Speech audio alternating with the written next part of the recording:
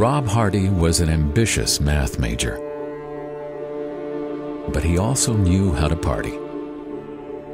One night he stopped by a frat to share a couple of drinks with friends.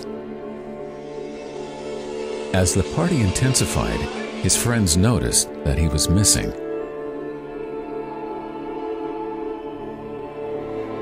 Rob had passed out on the floor upstairs. Worried about leaving him till morning, they decided to bring him to his mother's house. Caroline heard the doorbell ring at 2 a.m.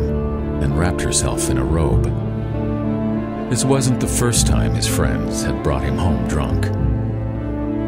Rob's stepfather, Al, suggested taking him to the emergency room, but Caroline assured him that Rob would sleep it off and that she'd give him a lecture once he was back to himself.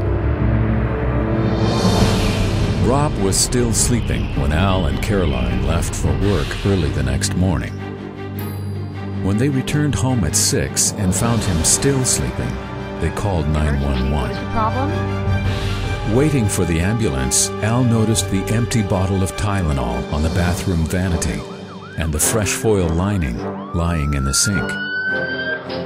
Fulminant liver failure due to acute hepatocellular necrosis.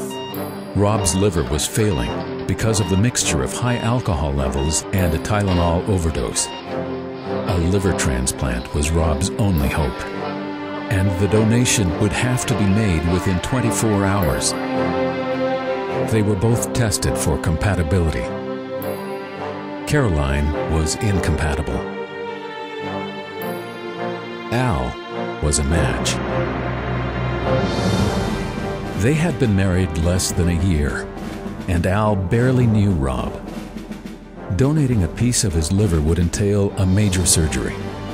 Measures would be taken to guard against infection, pneumonia, and blood clotting. But there are always the risks: 20% chance of minor complications and 14% chance of major complications.